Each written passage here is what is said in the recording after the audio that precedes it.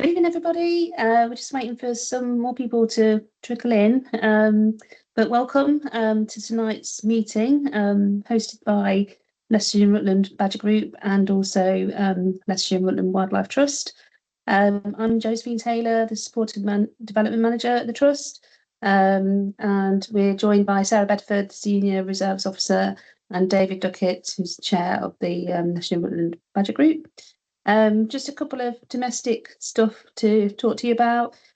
So you're in a webinar at the moment. You can see and hear us, but we can't see or hear you. But if you wanted to let us know something, there is the chat function. And if you wanted to ask a question, there's a Q&A section on the Teams webinar.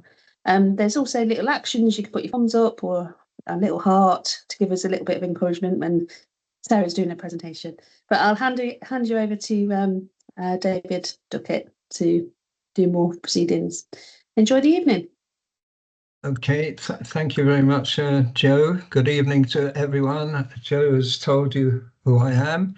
And welcome to tonight's meeting, which is particularly significant for badgers because Badger Trust and Scottish Badgers deem October to be Brocktober. They're celebrating badgers despite the onward cull, which is going on partly in Leicestershire in the northeast. There's also, oh, someone needs to come in. Just excuse me. Right, they're in, I think. Yeah. Also, it was Badger Day, National Badger Day on Sunday, but I think many people weren't aware of it. As Joe said, I'm chair of the Leicestershire and Rutland Badger Group. Just going to perhaps say a little about the Badger Group. I think most of you may know me. Hopefully a number of you are members of the Badger Group. The Badger Group is now 40 years old this year, so it's been going quite a while. It was formulated under the auspices of the Leicestershire and Rutland Wildlife Trust, but it's been a separate group until we were affiliated some years ago back to the Leicestershire and Rutland Wildlife Trust. We are a group that small group, and we're struggling a little bit at the moment with our membership. The sort of work that we do hopefully will interest people who aren't members. We obviously deal with the protection and conservation of badgers. We will rescue injured badgers. We monitor and record badger sets. We deal with and advise with lots of problems, particularly in people's gardens when badgers are perhaps doing some damage, or we advise the best way both for the badger and for the people. We campaign in many ways and educate to try and get people to care for badgers and live for badgers, because they are the most persecuted species, I think, in Britain for sure. As I say, we're struggling a little. We're getting quite an aged group. And tonight I would like to just put out a gentle appeal to anybody. First of all, we'd love to have new members if you're not a member. And we'd also be very, very interested in recruiting new people to our committee. You don't have to come in with a lot of experience, but if you've got some experience, that would be wonderful. We particularly want someone that perhaps could do some work with being a treasurer in the future. We'd like someone who may be interested in social media and help with developing that, because we are very poor really at this stage, and perhaps developing the website. And we'd also like people who would like to get out and record badgers and deal with badger issues. Each of these would be given some training. You wouldn't just be thrown into the deep end. So think about it. If you're interested in joining the group, look at our website, badgergroup.org. Did I get that right? No, Badger Group. So long since I've typed in that, badgergroup.org.uk. And if my email address is in there under contacts. If you need my phone number, which may be better, look in the Wired magazine of the Trust under local groups. Okay, I've rambled quite a bit on that. I'm now going to move on, obviously, to the mainstay of the meeting. That is our talk. Um, as Joe said, if you've got any questions, put them under Q&A and not chat. It's easier to manage. Chat will be used for other things tonight. And if you are, Joe may have said that, but I can't remember. If you are prepared to make a donation towards the Wildlife Trust, it's not to the Badger Group. We put this meeting on, or they put it on free to you. Please do. You can go in onto their website under donations. So moving on to tonight's meeting, I'm really pleased to welcome Sarah Bedford to give the talk tonight, and she's going to talk on creating a woodland at Holwell Nature Reserve. I've known Sarah since she came to this part of the country to join Leicestershire and Rutland Wildlife Trust. I've worked alongside her when she came to be Reserves Officer at Rutland Water, which she did extremely well for 2 years. Then she moved on and was promoted to become a Senior Reserves Officer, working in the main part of the Wildlife Trust, dealing with the other nature reserves, of which she has prime responsibility. She may deny that, but prime responsibility for the reserves on the western side, the eastern side of the county, and they comprise both pasture land with wildflower meadows and woodlands. So without much ado, I've prattled on for a long time. I'll pass you over to Sarah for her talk.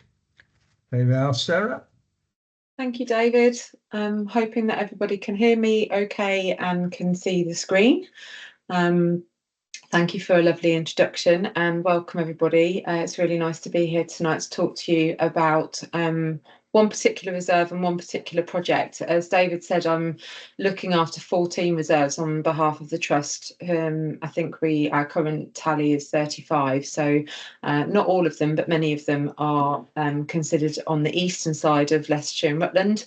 Holwell is probably the furthest north and east of the reserves that I currently take care of, and it's Holwell that we're going to talk about tonight. So a new woodland was created there, and as you can see from the title of the presentation, it's basically taking you through the process of taking a blank space and creating new woodland. I'm happy to answer any questions at the end of the session, but yeah, I'm just going to take you through the process really of starting with a nature reserve and adding a feature to it, as we did at the tail end of last year and the beginning of this year.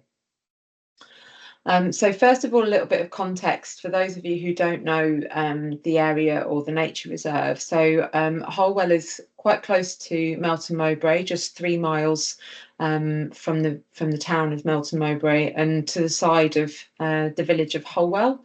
It is prime Leicestershire countryside, really, so quite undulating, some beautiful vistas from the reserve, surrounded by lots of agricultural land, and yeah, typical of Leicestershire, really.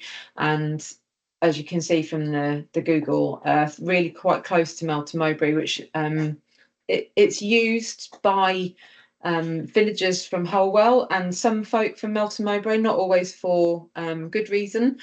We do have some antisocial behaviour on the site as a result of locals who like to access it to break into bat caves and litter in the laybys. But it is a very positive space for lots of other groups as well, and it was highlighted as a good place to acquire more land, which I'll talk about a bit later on. But you can see the reserve in this slide. So it goes from where you can see the green dot that says Holwell Reserves, heading south from that dot, and also heading east from that dot. So actually the lane that you can see that runs sort of through the middle with the triangle bisects the 2 sites of the reserve, and I'll explain a bit more about that in a second. Just off to the left of your screen is where the village of Holwell sits, so it's in walking distance from that village as well. And to talk about the different features of the reserve, it was purchased in 1973 and is made up of lots of different connected pieces of land. So namely Browns Hill Quarry, North Quarry, the Mineral Line, the Hills and Hollows, and then the extension fields, which is the area that I'm going to talk about shortly, which were the most recent purchase. Before the extension fields were purchased, the reserve was just over 39 acres or 16 hectares in size.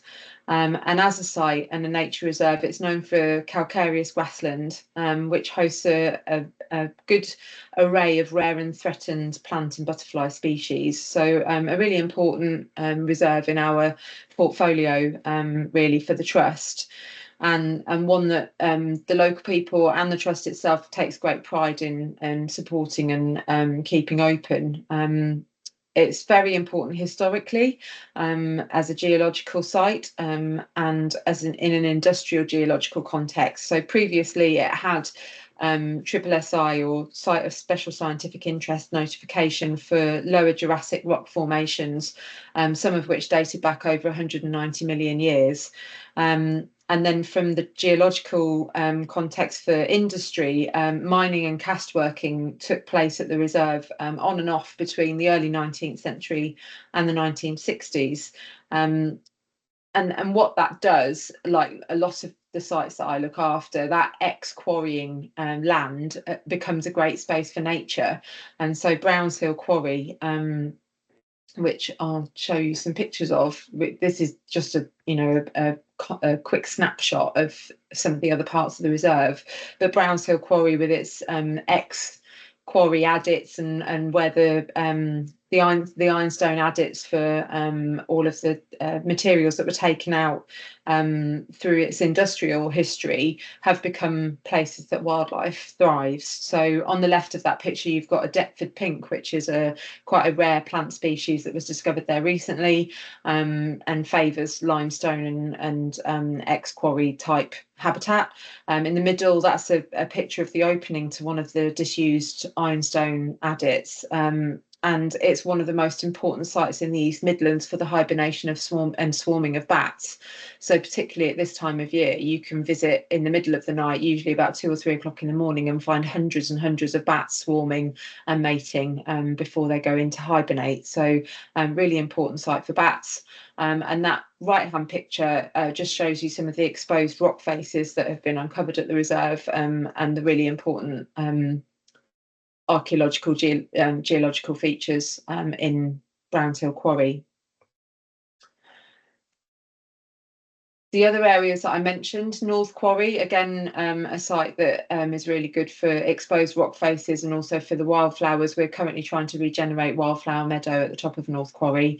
The Mineral Line, which is the middle picture, you can just see the snowdrops emerging there. They come out really lovely in February, March time, and that's a picture of the Mineral Line on the right. Really good for orchids and other wildflowers along that disused railway line. And the top picture is the Hills and Hollows, which is an area that we currently use for grazing and is also good for wildflowers on ex-limestone quarry land. How those parcels of land fit together within the nature reserve, this is just a sort of overview map, really, to give you an idea of where it all is. And you can see, as I said, the lane bisecting the reserve. North Quarry's on the other side of the road, a short walk from the other areas. And then the reserve proper itself, before the extension fields were purchased, was Hills and Hollows, Ralphswood, Brown Hill Quarry, all of those areas you can see marked on the map, apart from the extension fields. And when those extension fields came up for sale, I think the Trust saw a really, really lovely opportunity to connect the nature reserve with other existing parcels of land that might benefit nature. So pre-COVID, in around 2019, before my time with the Trust, those extension fields were purchased to add a further 14 hectares of land to the nature reserve. So almost doubling the size, really, of our existing land holding at Holwell. And and you can see from the picture, if you go, well, if I take you back to this picture, you can see what our existing nature reserve looked like. Basically, the wooded area and the strip of habitat along the mineral line, and then at the bottom of the picture that you see here is literally a blank canvas. The first time I saw this photo, I realised that the potential and the overwhelming opportunity there is to do something with that land that had now belonged to the trust. It's ex-improved grassland that belonged to a local farmer who put the land up for sale, and the trust saw it as an opportunity to extend the nature reserve, to connect the landscapes, to make a corridor for nature. At the very bottom of the page that we've got up now, but basically where it says Google, there's another existing bit of woodland there that belongs to one of our neighbours. And so connecting the woodland at Holwell Nature Reserve with the woodland to the south of the site seemed like a good opportunity. I have been asked why we did woodland with this site, and there's lots of reasons, but one of them is that unimproved grassland, so namely meadows, are very, very high maintenance. So this is improved grassland, and it is a bit confusing because in conservation, improved doesn't necessarily mean improved. Grasslands are modified through the use of fertilizers, through using herbicides, grazing, and when we talk about improvement, it's a farming term that means to improve it for production. Unimproved grassland we would call, in the conservation setting, species rich grassland. They've not been artificially fertilized, ploughed or reseeded, and it's the kind of features that we're hoping to return the land to. So if we were looking to unimprove this improved grassland, it would be an incredibly high maintenance piece of land for us to upkeep. So maintaining grassland, and I'm sure some of you who come out with us as volunteers already know, through mowing, raking, reseeding, removing scrub, is a very time hungry exercise, and so one of the reasons that this whole area wasn't turned into a wildflower meadow is simply because it would have been a huge resource for us to have to manage in the future. There were other reasons as to why it was turned into woodland, essentially, and one of them was because of some of the money that we received. So the David Koch Foundation granted the trust £53,000 in 2018 or 2019, I'm not sure because it's before my time, and their specification was that they wanted that used to plant new woodland for the community, and so that then began to take shape. So we've been given money by a foundation to plant woodland. We've got this huge expanse of land that was empty, and the opportunity to connect two pieces of woodland together. And so we had the beginnings of a plan. And then COVID hit. And like so many best laid plans at that time in our lives, everything went on hold, and plans were shelved, and we weren't really sure what was going to happen. But the money was still in the bank, and David Koch Foundation very much still wanted us to spend it on creating new woodland. In the meantime, because we already have a grazier on site, who normally grazes their sheep in the Hills and Hollows area, which is the area to the top of the screen, just underneath the road that you can see there. He put his sheep into those two fields, and they continued to graze the fields to keep the grasses down and to give the fields some purpose whilst we were trying to get everything sorted during the COVID period. So in 2021-22, the project was basically somewhere between inception and birth. John Bristow, who some of you will know was my predecessor at the Wildlife Trust, had already done a lot of planning towards this project before he left the trust, and he handed that over to me when I took on the role. So his planning really involved soil sampling, having the Forestry Commission come and visit the site, and also speaking to the Historic Environment team at Leicestershire County Council. And that last group had quite an impact on the project, because they viewed the left-hand side of the two fields, and I'll discuss it as two fields now going forward. So you can see that zigzag line, sort of like a lightning bolt through the middle of the image there. The field to the left was identified as having historic ridge and furrow, and shouldn't be planted on. Historic environment team asked us to consider leaving that field as grazed, to retain the ridge and furrow aspect, and just to plant on the right hand side of your image. And so immediately the area was halved in size, which in hindsight was probably a good thing, because taking on a project twice the size of the one that we actually took on, we'd probably still be planting now, or we would have had to do it in more than one phase.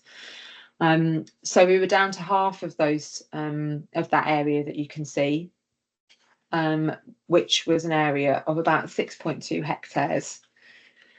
As I said, we'd already decided at this point that it was going to be woodland, and just a brief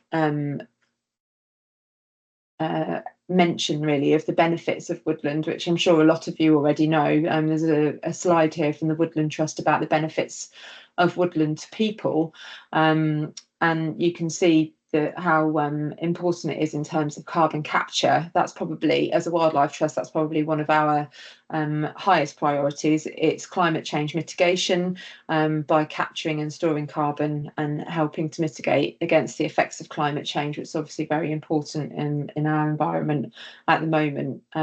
Biodiversity also tops the list of one of the priorities that we had in creating woodland in this space, giving a home to different plants and animals, native plants and animals, and fungi, and helping to increase species abundance, and to create that corridor that I mentioned between the two areas of our woodland and our neighbouring woodland to the south. Woodland helps with water quality, so any trees that you plant will help to break rainfall, and allowing soil microbes to form, to transform pollutants, and also to retain water. So from a flood management point of view, a mature tree, a group of mature trees, can capture hundreds of gallons of water per year, and reduce the speed of river flow. And this particular site, which is the topography is on a slight hill, means that it's really important in capturing water before it all floods down the hill and away into the stream at the bottom. On that note, so trees breaking up rain and weakening its strength helps prevent serious soil erosion, and the roots of a tree will hold the soil together, again helping to prevent fast water flow through a landscape. Air quality, so woodlands absorb noise, they absorb pollution, and we all know that they release oxygen, and they absorb carbon dioxide. So you know, the more trees we have, the healthier air that we've got, which I think in our current climate is really important. We hear a lot about air quality these days, so planting more trees definitely helps to improve our air quality. And then finally, going back round to the benefits to people, and what the David Koch Foundation wanted out of their money input, the mental health and community aspect to a woodland. So providing a place to explore and connect with nature, a place for families to come, people from the local town of Melton Mowbray and the village of Holwell, to improve their mental health and to connect with nature on one of our sites. So ticking lots and lots of boxes by planting new woodland. So here's the blank space, and here's my confession. I've never planted 6 hectares of woodland before this project, and so it's quite an intimidating picture. What to plant, how to plant it, when to plant it, and so on and so forth. So when I first started in the role, I looked at this blank space and basically thought help, and got some support from various different organisations, because I had there was a very empty field. I'm sorry, I'm skipping through. That doesn't want to sit there. There we go. A very empty field. This is the view from Holwell Nature Reserve. So from the path that runs what was along the bottom of the reserve, but now roughly through the middle. looking out onto the empty fields, and I took these photos in September of 2022 when I began the role of Eastern Reserves Officer. And as you can see, it's a very empty site. And all I knew at this point was that we'd been given £53,000 from the David Cock Foundation, and it needed spending because it hadn't been spent all through COVID, and they were keen to know how we were getting on with the project. And obviously we had to keep going back to them and say, we haven't done anything quite yet. And although this was a really significant amount of money from them, it became clear to me that that donation across that amount of land possibly wouldn't be enough to fulfil the vision that they had for planting lots of trees. And applying for funding, further funding, would enable us to do more with that space and have greater chance of success. John Bristow, my predecessor, had already done some preliminary work on a bid to the Forestry Commission under something called the English Wood Creation Offer, which is a government-funded scheme enabling people to plant new woodland across the UK.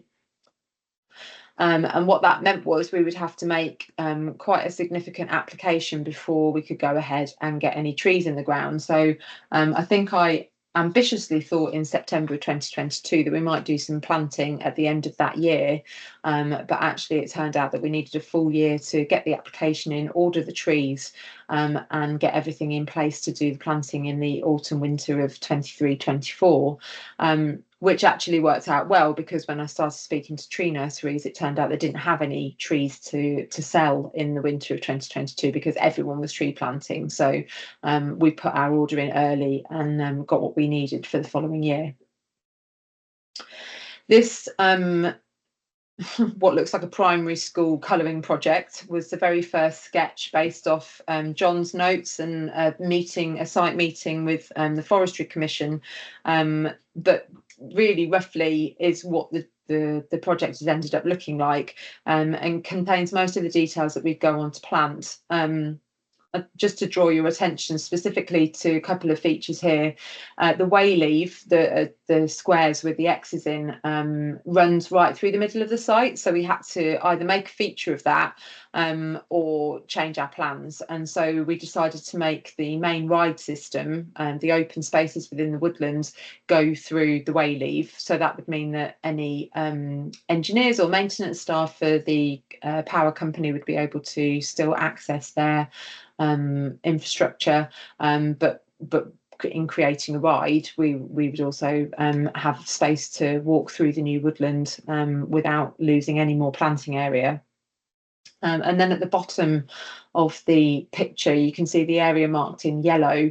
And if you can, I don't know if you can read my writing there, but it says goat willow, aspen and alder. It was immediately clear from walking the site that this area at the bottom of the field was the wettest area on the site. And so we needed to make sure that we were planting species there that were happy on wet ground. So that was identified as a specifically different area to the rest of the site that would need planting with species that favoured that land. So after the colouring in project finished, we had to turn this into a real application, which looked something like this. This is one page of a 19-page Excel spreadsheet. And basically from September 2022 to November 2023, I had to fill in and change this spreadsheet that was loaded with formulas and complicated terminology. There was a 60-page grant manual booklet that comes with this spreadsheet from the Forestry Commission, written on how to complete the form to successfully gain the funding that you're looking for. I wouldn't say there was any blood or sweat, but there were definitely tears and a few sleepless nights in getting this across the line. It was sent back to me multiple times with questions and tweaks from the Forestry Commission. And as I said, this is the first time I've embarked on a project of this scale, so it was definitely a very steep learning curve. And our head of nature reserves is currently going through this process for another one of our sites, so is understanding now why I looked like I was tearing my hair out for much of that year. However, we received word in late 2023 that our application was successful, and the English Woodland Creation Offer through Forestry Commission granted us an extra £85,000 towards the projects based on the application that we put in. Excuse me.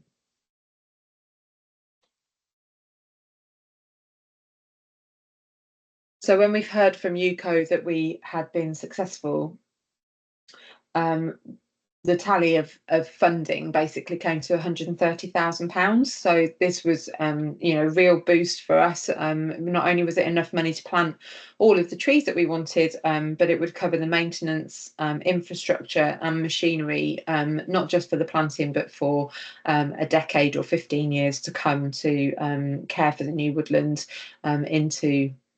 into the next decade, which is obviously really important. Once the trees are planted, we wanted to ensure their success.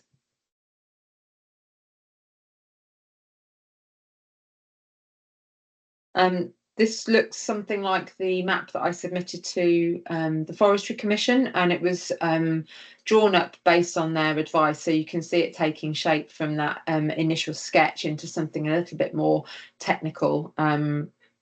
And the idea behind all of these compartments is making sure that we've got the right mix of trees and the right amount of planted space and open space based on the application that we made. This design was very much with help from Sally Caulfield of the Forestry Commission, who came out and walked the site with me, and then speaking to colleagues as well. And we had to use native species. We had to take in the soil type and topography of the particular site that we were working with. And one extra feature was the expected resilience of species for a projected climate of 2080. So Forestry Commission are producing lists of trees that they believe, depending on where you are in the country, will be resilient to the effects of climate change in nearly 60 years' time. So where in 10 years previously we might have planted certain species, that those have fallen off the bottom of the list, and we're now planting species that are happier in warmer climates or wetter climates perhaps. And so we had to go through the process of making sure that we had all of those correct species types, knowing what their soil preferences were, and also meeting the need of planting a 30% native woody shrubs as well. So one of the ways that we gained funding was to ensure that at least 30% of species should be native woody shrubs as opposed to trees, and we were looking for a really biodiverse mix of woodland with ecotones, so that those shrubby species will help us to sort of tone through the woodland, not have just all tall canopy species, but some smaller, more scrubby species to encourage different types of birds, invertebrates and mammals into the woodland. Nightingale habitat in particular, for example, prefers a scrubbier area rather than the broadleaf, so that was something that we needed to consider. And you can see in front of you the final list of species that were planted and the number that was planted. So we ordered 13,332 trees in total. I think that's what that adds up to. Anyone that's got a calculator can check my workings. I don't think the 2 is in there. It might be 13,330. And they were ordered from a company called Select Plants at Harby. And the reason that we chose Select Plants is because they're a native nursery, and they're also biosecure, which means that the plants that they source are safe from disease and pests. So they're approved by the Forestry Commission, and they have to have a certificate which says that they are safe to use in our native woodlands. As I said, they once I was in touch with Select Plants at Harby, they informed me that they didn't have any trees for us to plant in the winter of 22 anyway. So I then worked with them to get the list together for 2023, and there were actually some species that we had to knock off the list because they weren't at all available. And so the mix of species did change a bit over time. But as I say, this table here is what we ended up planting in the winter of 23-24.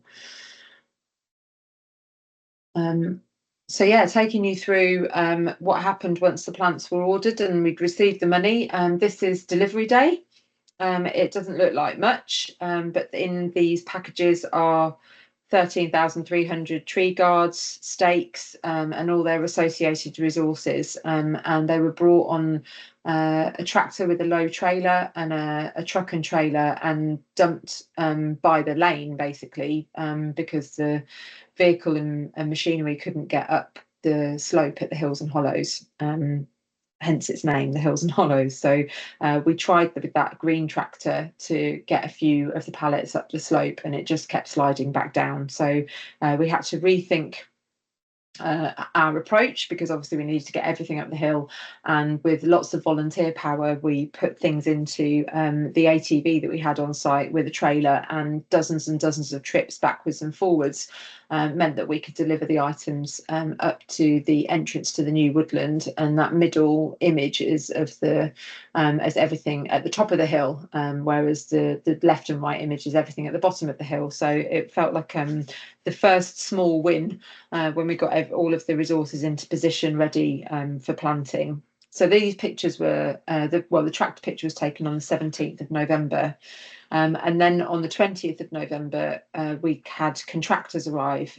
So we had enough funding in the money that we'd been awarded to engage contractors. I was under no illusions that with the best will in the world, getting 13,000 trees into the ground wasn't going to be possible unless we had some pros on board. So I hunted around for the best in the business, and I was firmly told that a company called Tomorrow's Forests really knew their stuff. And I worked with Elizabeth, who's the founder of that organisation, to get some dates set up, and they started planting with us on the 20th of November last year.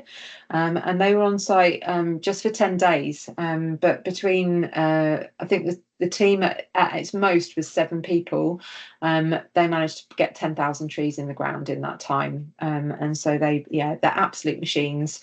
And they planted the whole of the areas that you can see highlighted in yellow on the map, which left just over 3,000 trees to be planted by volunteers. And I'll come on to that in a minute. The contractors generally are planting for commercial enterprises, so they're used to planting in straight rows, and they're used to planting all one species.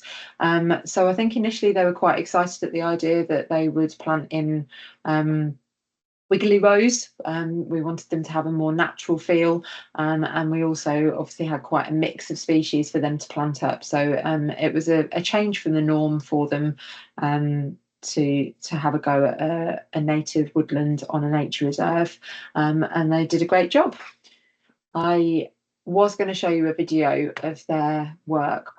Oh yeah, okay. So this is stake ground.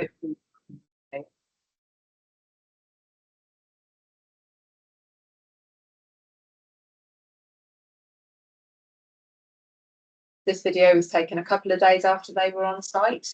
I went round in the ATV with my phone on video mode, just really trying to get a scope of how much work they'd already done, how much there was still left to do. And you can see them banging stakes into the ground. You can hear them banging stakes into the ground here. So everything was done by hand. They had mini post knockers, and they'd put a stake in for each tree and then go around afterwards and plant the trees. And then this area is all the area that they've still got left to stake up and plant with the remaining week that they were there.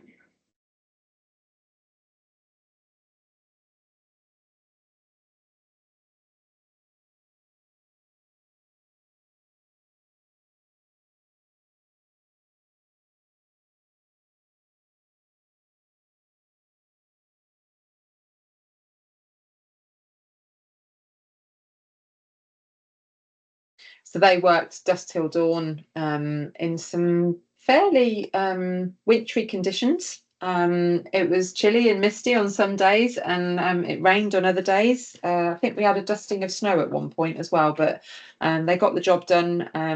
We wanted it done before the end of the year, so that we could get started with our community planting in December and January, and they delivered and then trundled off to another site somewhere in Wiltshire, I believe. The reason that we were planting trees at this time of year, if you don't already know, is that tree planting season typically runs from November through to March. But everybody that I spoke to about when the tree should go into the ground felt strongly that it should be pre-New Year as opposed to post-New Year for the majority of the trees anyway. Simply because it's when the ground is cold, the soil's nice and moist, and there's plenty of humidity. And as you can see in this photo, there's plenty of humidity.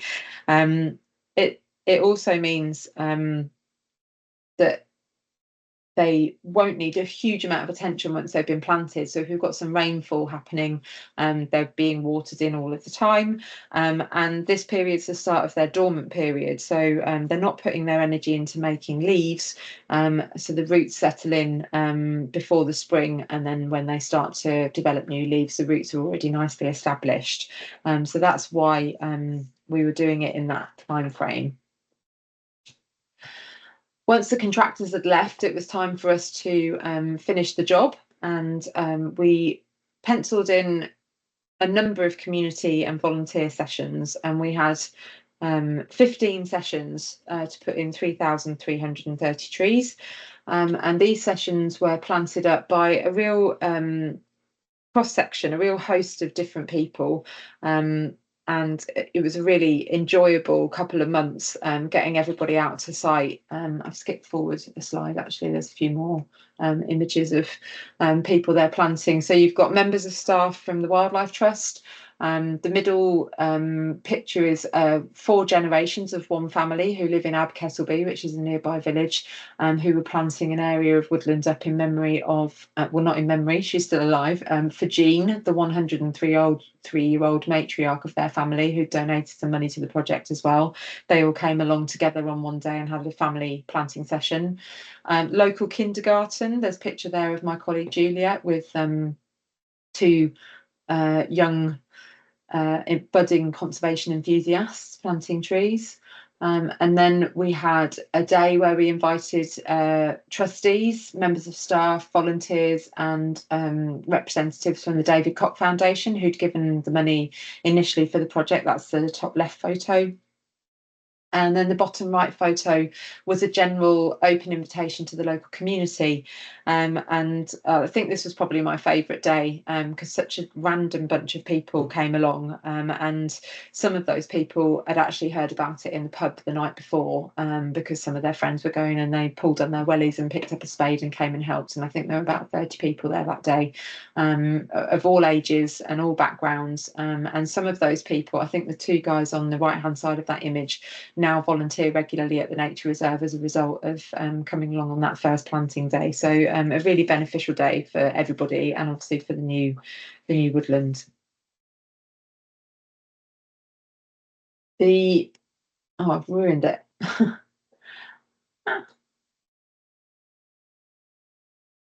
The very wet winter that we had in 23-24, it wasn't ideal for most of us. I think a lot of our land in Leicestershire and Rutland was, and the rest of the country for that matter, was very miserably under a lot of water. But what it did mean for our project here was that the trees were nicely irrigated and they got all the water that they needed.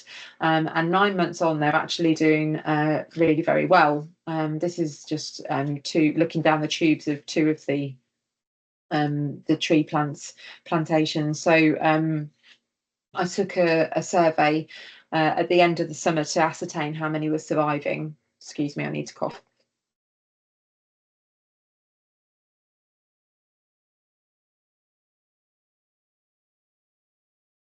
Sorry about that. And as I said, yeah, they were doing really well. I surveyed 15 random plots on the site. Based on a survey developed by the Forestry Commission to judge the survival rate of new plantations. And the figure that we came out with was 92% survival, which we're really happy with. And that will help us determine going forwards how much, if any, replacement planting we might need to do in the coming couple of years. Excuse me, I'm going to cough again.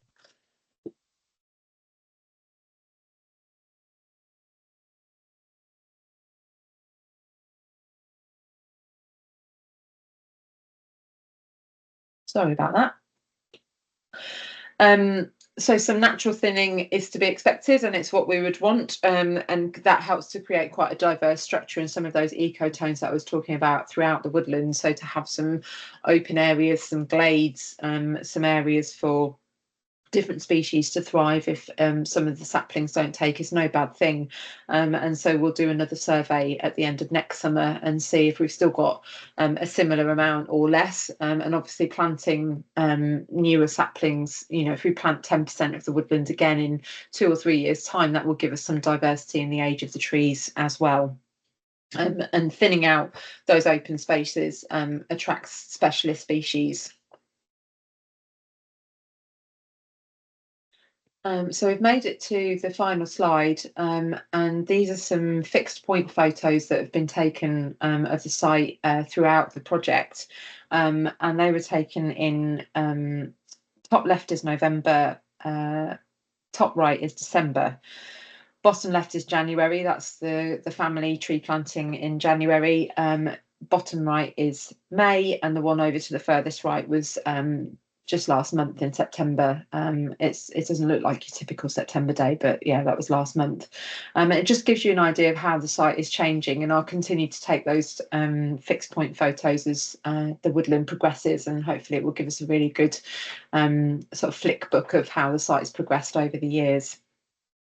The future management of the woodland is now to be integrated into the Nature Reserve's overall management plan, and we're required to manage the site, obviously, because we've received funding from the Forestry Commission, and as a wildlife trust, we want to manage the site in the best way to care for the trees that we've put in the ground. And some of those management features will include deer management, the annual maintenance of rides, so mowing of rides to encourage species diversity, care of the young trees, removing tree defenders when the time is right, and then installing infrastructure such as fencing, gates and seating that can be used by the public as the woodland develops. It's the biggest tree planting project that the Leicestershire and Rutland Wildlife Trust have undertaken to date, and there are, as I mentioned earlier, there's aspirations to do similar work on other reserves in the future, and we've certainly learned a lot of lessons from this site that we'll take forward, and no doubt volunteers will be integral to planting trees again in the future for us. We couldn't do what we do on any of our sites without volunteer input, so I'm sure we'll be asking them to dust off the spades and get planting again in the future. But in the meantime, where there was once a blank space, we now have a woodland, and I'm hoping that in years to come it's an established wood, Holwell wood, and a place for everybody in the local community and throughout the 2 counties to enjoy. And that's it from me, I think, and happy to answer any questions if you wish. Well, thank you, Sarah. That you should give yourself great credit for doing that. It's a huge enterprise, and I think you have expressed that, despite all the tears you might have had and sleepless nights. So I don't think any questions are in that I can see at the moment. So I'm going to kick off by asking you a few questions. First of all, can I ask about the other half of the land that was acquired? You said it's got to be managed in a different way. Have you got any management plan yet for that? Yeah, so it's as I said before, it's ridge and furrow, and has previously been grazed, is being grazed at the moment by our grazier, and it's moving forwards. It's whether or not we keep it in a grazing regime, or we do actually hope to turn it into some sort of wildflower, or even let it scrub up, because although the historic Leicestershire department at Leicestershire County Council have said that it's historic ridge and furrow, there's no reason that we can't enable other habitats to thrive there. It just depends on what resources we've got. It would be lovely to make it into a wildflower meadow, for example, but if we can't manage that wildflower meadow by mowing and raking and all of the features that you need to do, all of the tasks you need to do to make that happen, then we wouldn't want to sort of set that as an aspiration. So I think there's still a question mark over what happens on that side of the field But for now, to keep the grasses down, we ask our grazier to graze it with the sheep, and we are not permitted to graze the rides of the woodland with animals. That's one of the conditions of the Forestry Commission funding. So the sheep have to stay out of that field. Okay, thank you. A couple of questions have come in. Rebecca Robinson. So which trees did you decide not to plant because of climate change and their inability to cope with it? That's a good question, Rebecca. I off the top of my head, it's so long ago now, I can't remember what was left off the list. And of course, we were looking at the Forestry Commission's current list for climate change for 2080. So it'd be hard for me to say what species aren't on that list. One tree that obviously didn't feature because of disease was ash. So there's a lot of ash in the existing Holwell wood. We didn't plant any ash in the new woodland. But yeah, it would be trees that are typically happier in a more northern climate that we didn't plant in the new woodland. I can't think of any species at the moment, but if I do remember any whilst we're still on the call, I will shout them out. Yeah, I think particularly ash wasn't there, and that's obviously because of ash dieback. Yeah. Okay, another question from Sam. What native wildlife species are you expecting to see in future? It's an open book. Yeah, as many as possible. Everything that you might hope to see in a woodland, really. So we're hoping to see a good array of fungi, but that won't be for some time. The wildflower species, you can see from that bottom right picture of the woodland in May, there is actually already an array of some wildflowers in there. I think I counted 5 or 6 different species just in the existing grassland there, which is great. And then woodland birds, really, and the invertebrates that go with them. So your warblers, your robins, your blackbird, all of the common birds that you would find in a woodland, and then some of the rarer species as well. The list of trees was chosen for an array of different species that it might support. So different butterflies and moths, for example, that feed on things like gelder, hawthorn. Bramble will inevitably appear at some point, I'm sure, and there's lots of species that are supported through bramble. So yeah, you name it, anything that you might hope to see in a UK woodland in the Midlands is what we're hoping to support there. And as the management of the wood goes on, if there are activities that we can undertake that encourage other native species, such as mowing the rides or crown lifting some of the trees or thinning some of the trees, then we'll address those activities and hopefully incorporate them into the management plan as we go. Okay, thank you. Phil G, which I take to be Gad. Before the badger cull, the site had at least 3 established sets, all now gone. And he's talking about Holwell. Could it be considered that an artificial set could be constructed and populated with badgers? Absolutely. But the good news, Phil, is that there is a lot of badger activity in this field at the bottom end of the woodland. So the badgers haven't fully left. They are still active on the site. They're just not in the previous areas that they've been known to be at Holwell. So there is badger activity, and if we can encourage that, I know they've had great success, haven't they, with the artificial set at Rutland Water, and perhaps that's something that the badger group might like to get involved in the future. Is helping to create more habitat for badgers there. Absolutely. Yeah, I think obviously we'd have to look at the state of the sets, and I think there is activity, at least in the Hills and Hollows set, but I haven't looked for a few months. The one outside the old badger hide at Holwell, which is where they used to do badger watches from, is no longer active. So I think that's what a lot of people that's where they would typically go and see badgers at Holwell previously. Yeah, I think there's no question that the cull, which is operational in that area, has impacted from what I understand from the local people. Yeah. So that's very sad. Okay, I don't know if there are any more questions from others yet, but I'm going to ask you one more question at least. You talked about the numbers or showed the list of species, which I counted as 19 or 20 in total, and you acquired them from this company in Harby, Yeah. who obviously checked the species make sure they weren't diseased and they were good provenance. But do you actually know the provenance of them? Did they come locally or have they been bought or brought in? So they've got nurseries all over the UK that they get them from, and so they are UK species. They're not necessarily all grown in Leicestershire and Rutland, but they would be, if I said, where did these oak trees come from, they'd be able to tell me which nursery they'd got them from. Yeah, but that was their own nurseries then. Yes, yeah, Yeah, they grow them okay. themselves. Yeah. I've got a quick note that's come in, but I'll publicise it.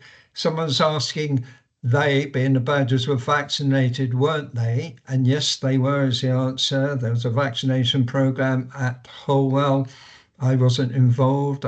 Phil Gadd may have been involved, and maybe others attending tonight.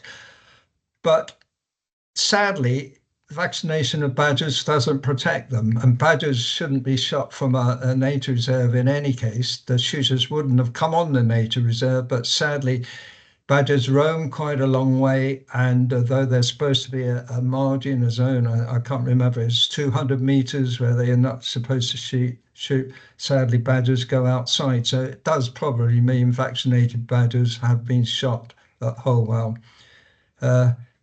There's a lot of problems with the cull, but I don't think tonight's the time to discuss them. I think that is the end of the questions that people have put in. So I'm going to round up by saying a big thank you to Sarah. It's been a really comprehensive review of the situation, a very positive development. And I know that woodlands created in this way look relatively artificial at the start, but give it 10, 20, 30 years, and I think we'll see some changes. Well, I may not. I think I may be somewhere else by then, but I at hope least, you do, David. yeah, not 30. I might make the 10, but a lot of you people hopefully will be able to see it develop into something extraordinary. Yeah. So I'm going to finish with a big thank you to Sarah. Thank you also to the Wildlife Trust and Joe for hosting tonight. And thank you to all of you for attending. If any of you want to pick up that phone and phone me, I'd be really thankful. Sam's saying thank you, fabulous. Well done, Sarah. And maybe other comments on chat, but you can look at them. So yes, so we can't do the normal thank you. So I'll just applaud on everyone's behalf, and thank you a lot, Sarah. Thank you, So David. Thank you everyone for having me and for coming along. It's been really enjoyable to talk about. Thank you. Jo may wish to round off the meeting. I think she might. Are you there, Yeah, Jo? I'm Yes. still here listening to Sarah's fantastic presentation. Well done, Sarah. Yeah, so thanks everyone for attending tonight. We hope you enjoyed it and learned a bit more about woodland creation and all the work that Sarah and all my other colleagues have been doing, working so hard on, and we're really looking forward to watching the woodland grow and develop over the years. So yeah, we've got another meeting next month. Is that right, David? That's right. I'm trying to Yeah. think of the date. I think I'll give you the date. It's probably in front of me. It's the 14th, and it's going to be another exciting program from Derek Crawley, who's going to talk about changes in mammal populations that he's seen in his life. He's one of the top mammalogists, I get the word out, in Britain. So he should have some interesting things to say. And we have seen his talks before. So do plug in on the 14th. Thank you. Yeah, we'll look forward to that. And we'll say good night, everyone. Yes, good night. Thanks for joining Bye. us. Good night, all. Bye.